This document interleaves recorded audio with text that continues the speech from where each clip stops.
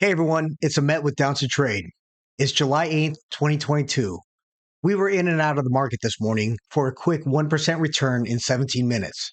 And that's going to wrap up this fantastic week for the Down2Trade Room. Let's review what happened this week and see if we can draw any lessons from it.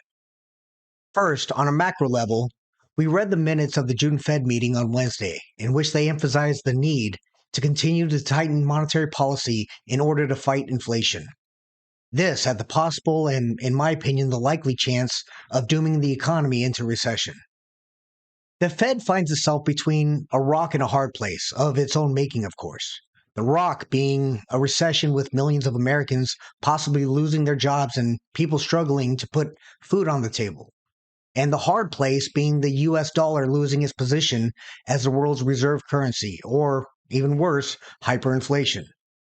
So, which direction is the Fed going to choose? Well, of course, they're going to choose the direction that's going to save them, even if it's at the expense of the American people. Let's face it, the Fed is actually mandated to perform two main functions. One, to promote maximum employment, and two, to maintain stable prices in the U.S. economy. In this scenario, they can really only perform one of those two functions. And when I say perform, that's a very loose term. It's too late to effectively perform both of those duties. They've already missed that opportunity.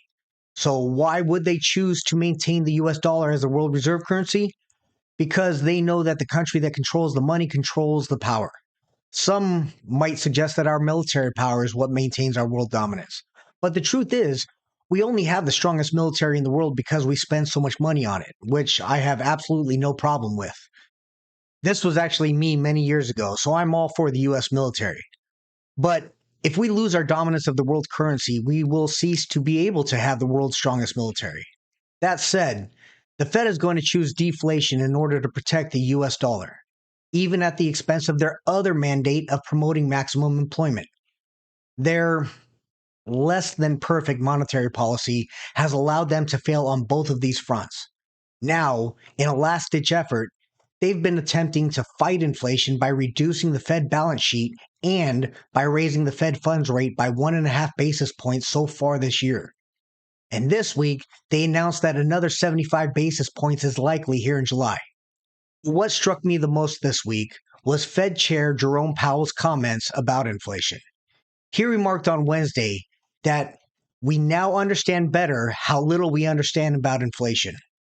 Keep in mind, this is the chair of the U.S. Federal Reserve, admitting what we already have known for a while, that he does not really understand inflation. He later added that the 41-year high prices were unpredicted. Well, Mr. Powell, I wish I could agree with that statement. But as we all know, it seems everyone except you knows that when you increase the nation's money supply by more than 40% in less than 2 years, the value of that money will decrease. That's basic economics 101. Supply goes up, price or value goes down. My daughters, who just graduated from elementary school, should sit down and explain it to them. He also commented that there is no guarantee that the central bank can tame runaway inflation without hurting the job market. Again, too little too late, Mr. Powell.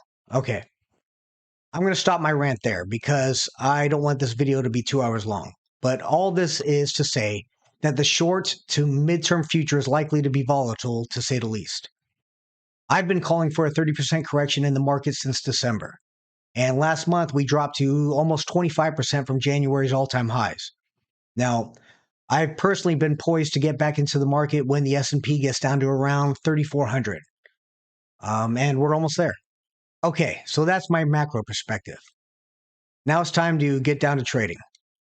It was a short week as Monday was a holiday. By the way, a quick shout out and a happy belated birthday to the greatest country that has ever existed. So we did trade on Tuesday and decided to skip out on Wednesday due to the Fed's meeting minutes. And then we traded yesterday and today. By the way, I actually almost had to eat another onion, but I'll tell you about that in a little bit. Anyways, on Tuesday, which was our second day of trading in our new official Down2Trade account, we got into a bear call spread pretty early in the day. And it would have been fine except for a rash decision to defend it with a bull put spread that went against us pretty quickly. We ended Tuesday in the red by 1.7%. On Thursday, we got into a bull put spread about 9 minutes into the day for 85 cents. Now, I knew I needed to close that spread at 30 cents in order to reach my 1% daily goal. However, my brain automatically set the profit target at 20 cents in order to make up for Tuesday's loss. I was about to revenge trade again. Luckily, I realized it before my take profit was triggered and I got out at 30 cents. So I don't have to eat an onion this week. I don't know why I struggle with that so much. Anyways, today we got into the 39.50 by 39.80 bear call spread at 9.33 for 95 cents. 17 minutes later, we were out for 30 cents for another 1% positive return.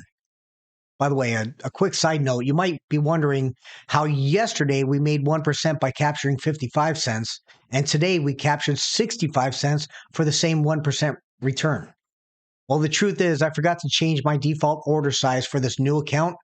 So I've had a few days of trading 5 contracts when I should have been trading 6 contracts every day. And that's what I did today. I traded 5 contracts instead of 6. So anyways, I just updated those settings in Tastyworks today. Anyways, here's the account in Tastyworks.